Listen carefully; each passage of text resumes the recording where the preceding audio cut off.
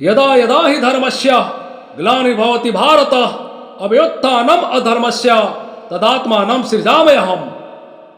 हे कौन्तेय, हे अर्जुन, मैं ही भगवान श्री कृष्ण हूं।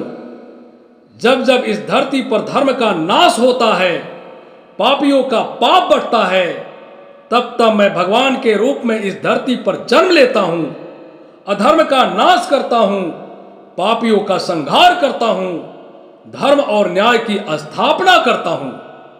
नैनम छिदन्ति शस्त्राणि नैनम दहति पावकः न चैनम कलदयन्त्यापो न शोषयति मारुतः। हे पार्थ, हे धनंजय, यह आत्मा अजर अमर है।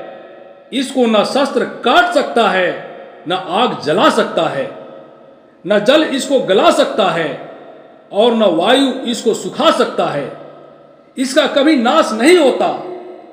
इसलिए हे धनुर्धर, बिना किसी मोह और आसक्ति में परे उठो, युद्ध करो, यही तुम्हारा धर्म है।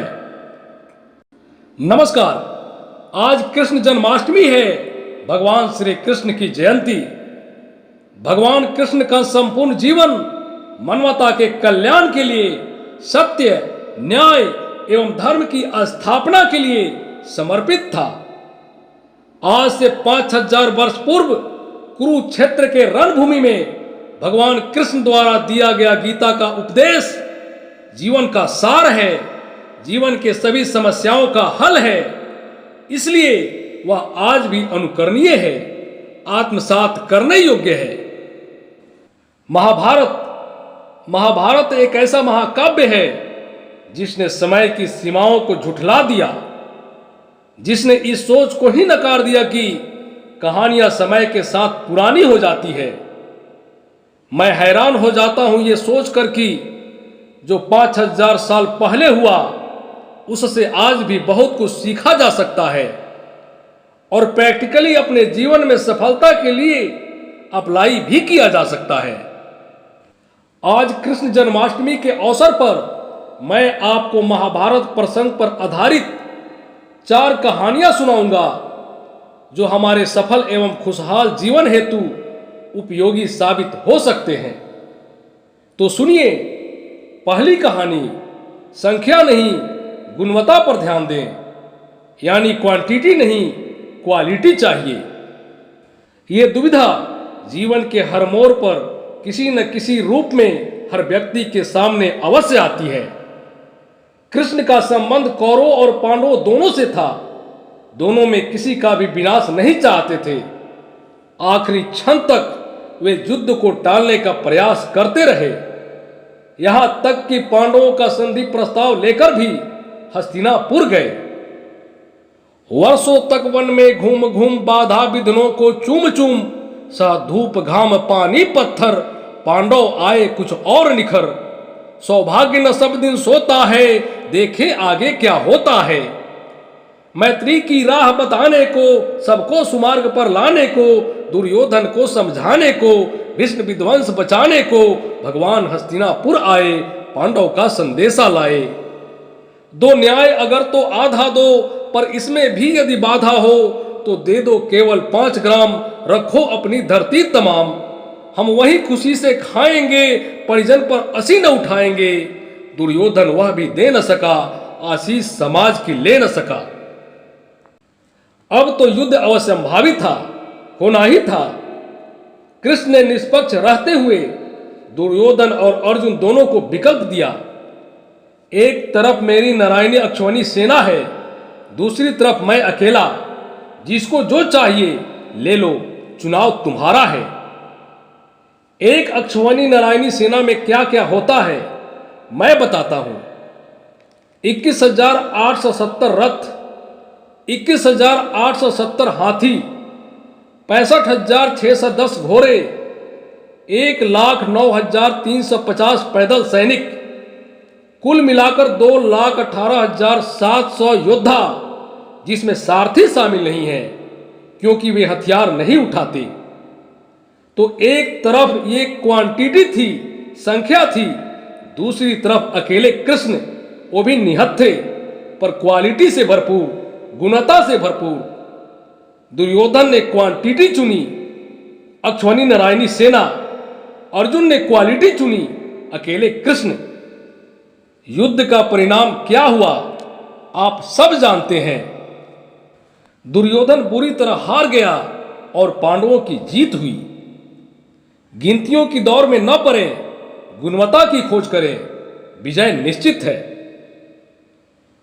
दूसरी कहानी, संबंधों को जोड़ कर रखें, सफलता आपके कदमों में होगी।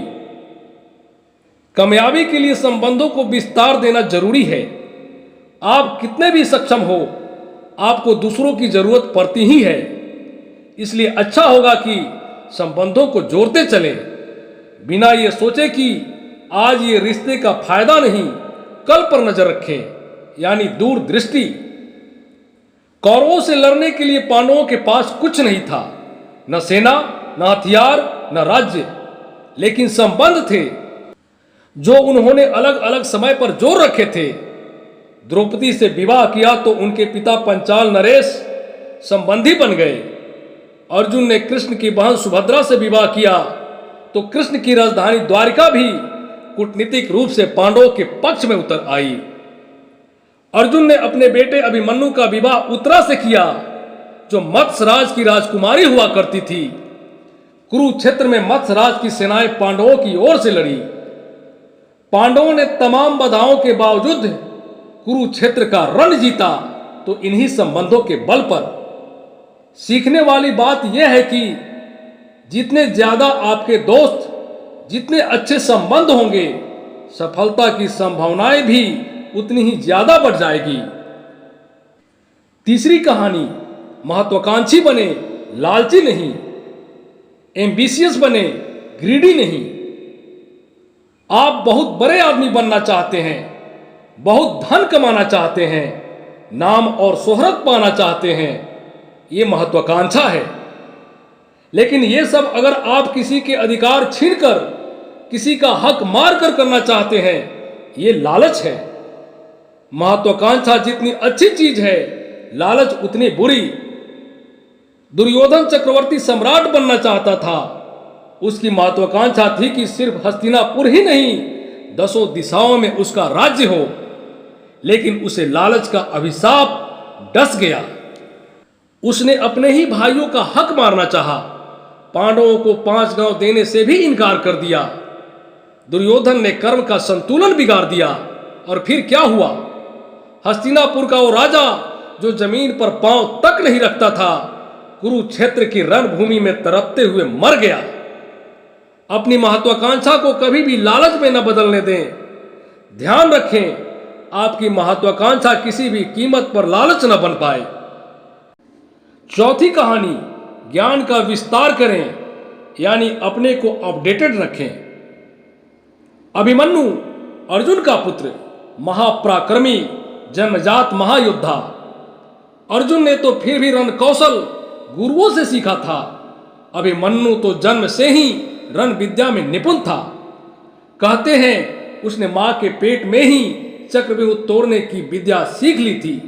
लेकिन गलती क्या हुई? उसने कभी अपने विद्या का विस्तार नहीं किया। जितना सीखा था उसी पर रुक गया। अधूरी शिक्षा कभी पूरी नहीं की। परिणाम, वह शत्रु का चक्रव्यूह तोड़कर उसमें प्रवेश तो कर गया, लेकिन जीवित वापस नहीं लौट पाया, क्योंकि चक्रव्यूह से बाहर निकलने का पाठ कभी पढ़ा ही नहीं। अर्जुन कुमार की कथा किंतु अब तक भी हृदय हिलाती है। सभ्यता नाम लेकर उसका अभी रोती पछताती है।